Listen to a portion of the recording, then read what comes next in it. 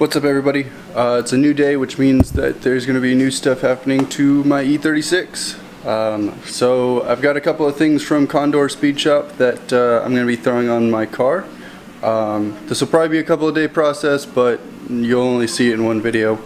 But let's take a look at what I have and what we'll be doing. You can see I've got a couple of different bushings and a few other goodies. So we have the subframe, the little two-piece subframe UHMW bushings that we'll be replacing. Got all four plates. We also have reinforcement plates for the subframe mount. Anybody with BMW E36, 346 knows exactly what these are for, but I'll go over it whenever I get there. And then one other thing that we do have that I think I need a special tool for, trailing arm bushings. These will come in this style, like just the solid bushing style,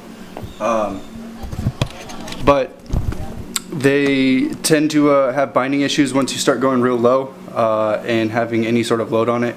Essentially, it doesn't want to, it'll bind up because the bushing won't allow the camber flexion with just the solid piece. So Synchro Designs and Condor came up with these guys. These are solid aluminum bushings with a monoball center. So like this will actually allow it to pivot without actually moving side to side. These, if I remember correctly, do need like a special tool to go in, but we'll see how that goes, see if it's something that I can make do without or find a tool that'll work. But first things first is obviously you get the car up off the ground, so we're going to go ahead and do that. One thing I do want to note is I do only have the, like I said, the subframe ones and the reinforcement and then the trailing arm ones. I still need to get the diff mounts, but that will come here in a little while whenever I decide to weld up the rear diff. But yeah, let's get going. Alright, so it's very hot. I think it's like 90 something degrees, so I don't know how much I'm going to get done today, probably just a little bit of the teardown. I don't really want to bore you with like the step-by-step thing because there's plenty of people who've already done that. But I'll show you at least like the gist of it, so if I run into any problems, like it may be something that you guys may have run into or whatever, and can use this as a reference. But jack up the car, get the wheels off, yada yada yada. The first thing for this thing you got to do is take off both of the lock nuts of the parking brake cable, so you can pull the cables themselves out from underneath the chassis. You can take the subframe down. So we're gonna get that going, and then we'll head to the back. Alright, so unfortunately, because I got a late start today, I wasn't able to work in the cooler part of the day, like the morning. So as of right now, it is too hot to keep going, even working in the shade. I did get quite a bit of the things down, or at least like unbolted, so that come tomorrow, whenever I get a going, it is essentially just the drive shaft bolts to come off, and then the bolts to the subframe, and everything will come right down. So I think that's going to be it for right now. I'm sorry that the first part of this is so short, but it'll continue on tomorrow. So I'll see you then. What's up, everybody?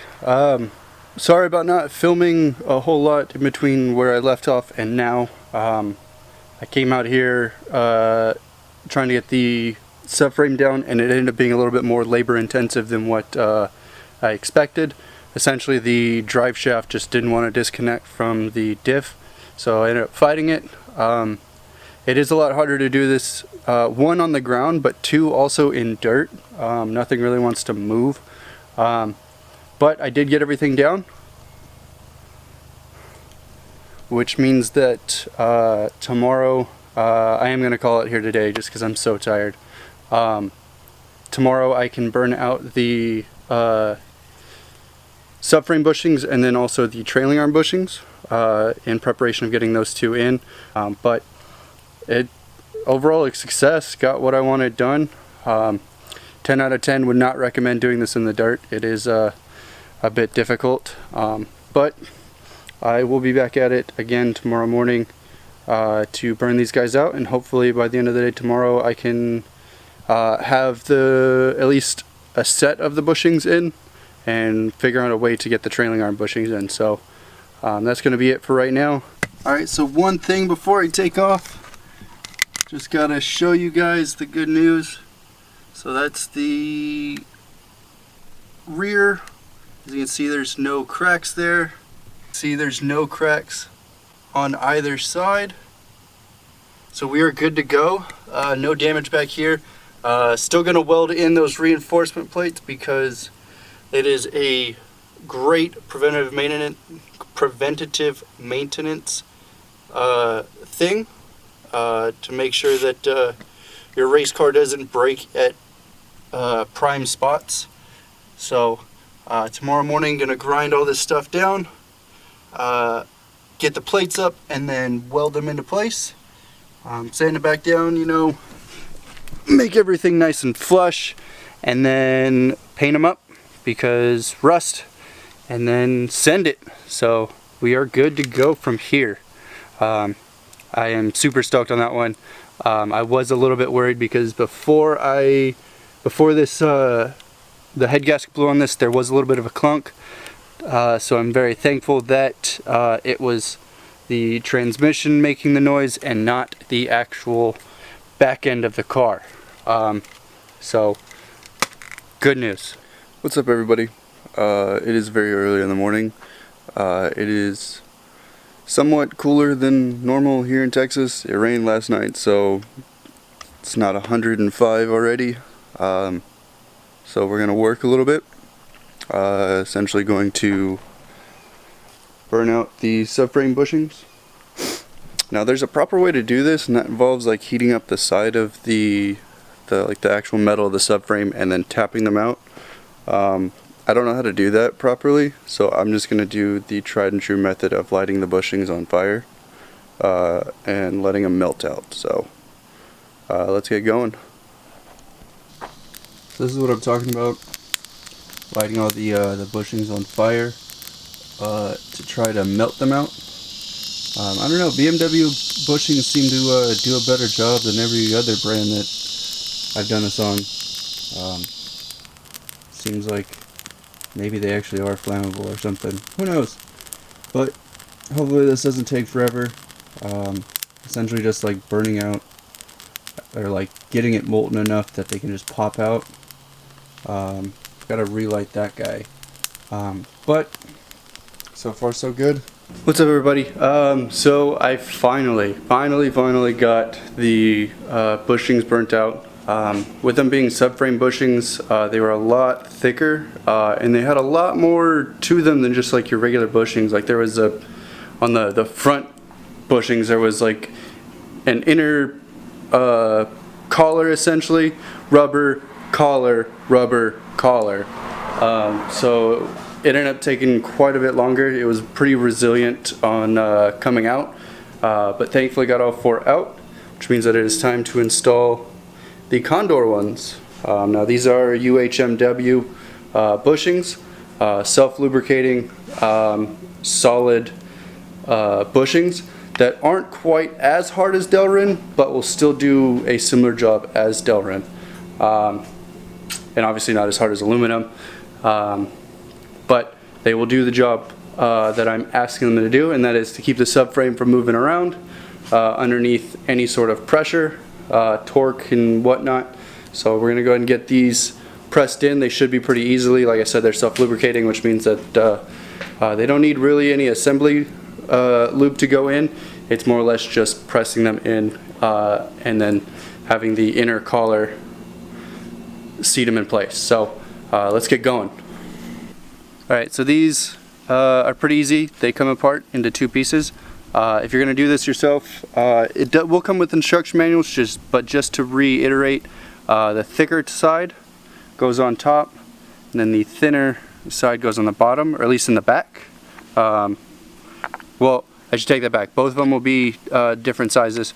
The back ones are going to be the ones that don't have the recessed top piece. It's going to be flush on both sides. The front ones will have a little pocket on the top side to make sure that it'll clear the mounting bolt itself. Whenever you take them off, you'll realize that there's like a separate head on the bolt that comes off of the chassis, and that recessed little bit is what fits inside of, or fits around that bolt. So these should just press right in. So let's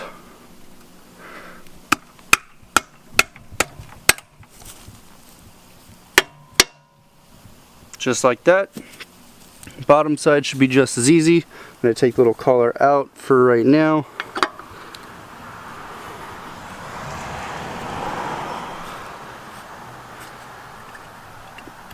Literally one-handed.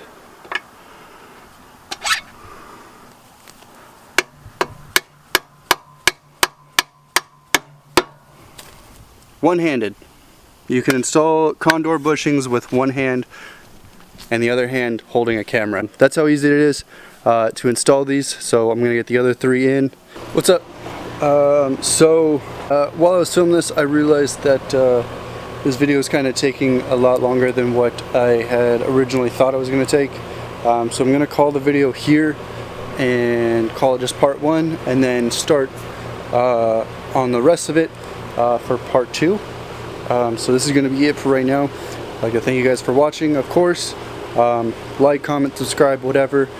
Share with your friends, really whatever. But I'd like to, again, thank you guys for watching, and I'll see you guys next time.